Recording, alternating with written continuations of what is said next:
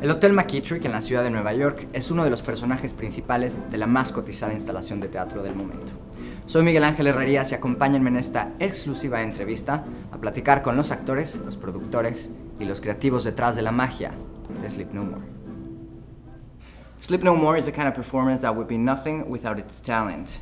Joining me today is Nicholas Bruder, who plays Macbeth. Welcome, Nick. Thank you. It's so great to have you here. Tell me, how was the audition process for something of this caliber? So there was about sort of 2 days where it was, the first was kind of just a basic dance movement audition. And then the second day was much more workshop oriented. What it came down to is, you know, who was making choices and committing to it with the least amount of direction.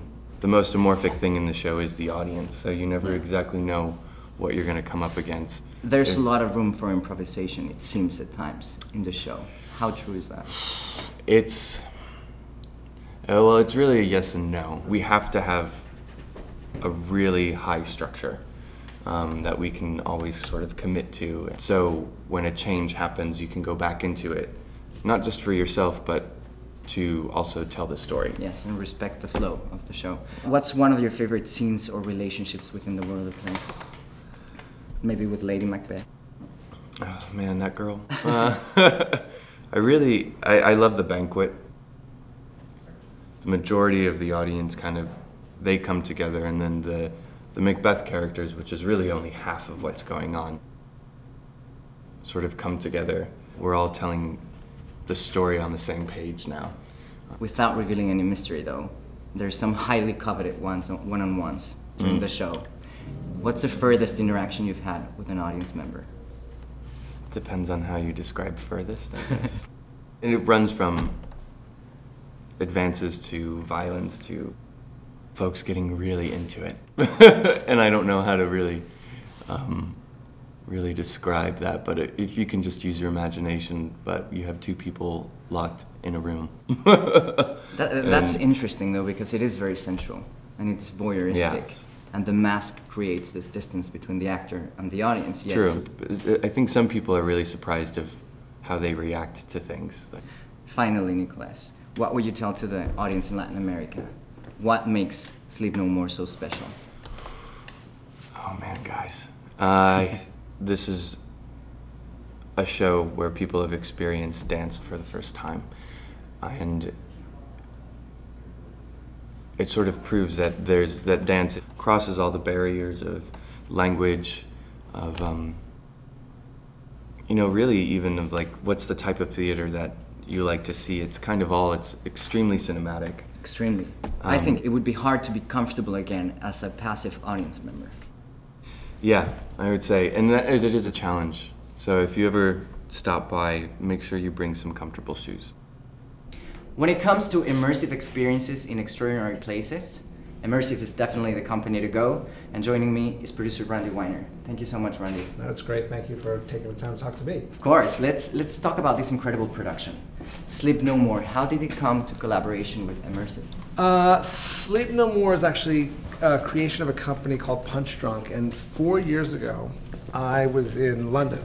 And everybody in London was talking about this show, Mask of the Red Death. I actually personally had a history doing sort of immersive shows in New York. So I used every connection I had to score a ticket to see the show. And as soon as I saw the show, I was like, I have to meet the people who put this together.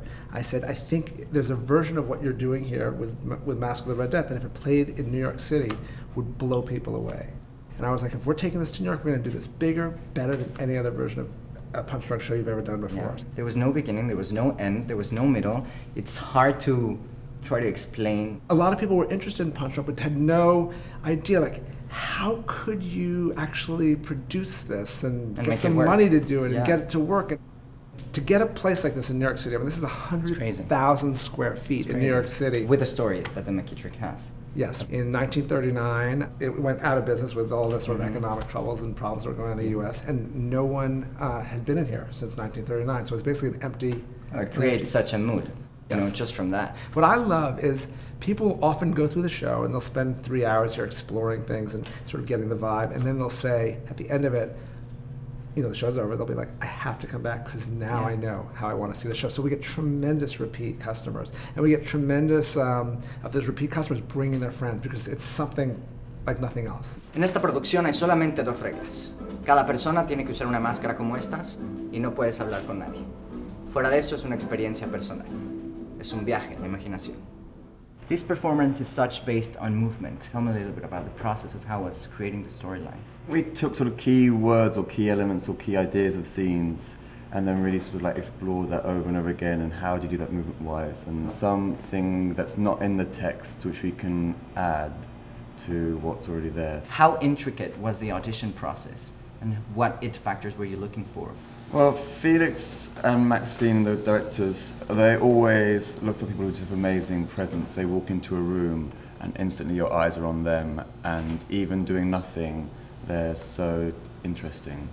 Well, the Punchdrunk is one of the main characters of this. Exactly. It's incredible, like, it's legendary, it has so much history.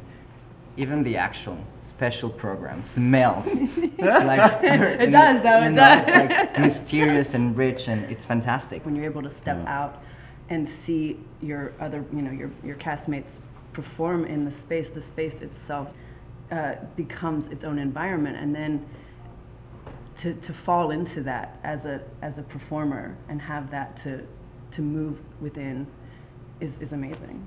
How emotionally and physically challenged really is it to be part of a 3-hour production every night? The dancing is really tough and you're doing it 7 shows a week. You've got to be fit, you've got to be healthy, you've got to have good technique to make sure you don't hurt yourself. There's no off stage.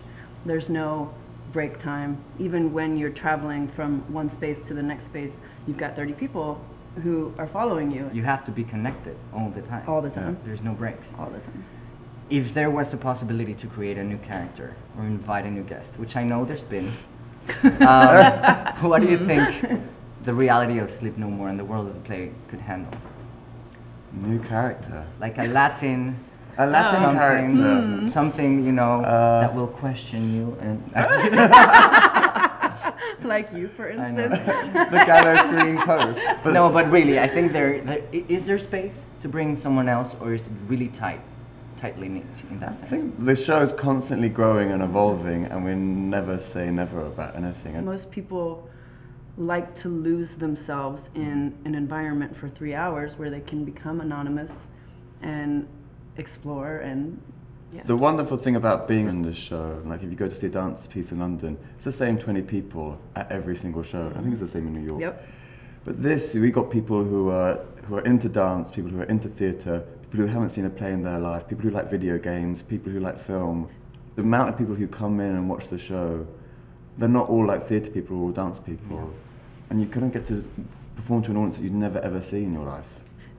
There is always a moment in every show where you've had an intimate experience with an audience member. Mm-hmm. And those little nuggets, I think, are just the most touching and most amazing part of this show. Thank you so much. I wish you the best of luck with everything that comes along. And I'll see you on Friday night. Wonderful. Nice to speak to you. Thank you. Thank you. I kiss. I thought I was going to get a double. I can kiss you. It's very European too.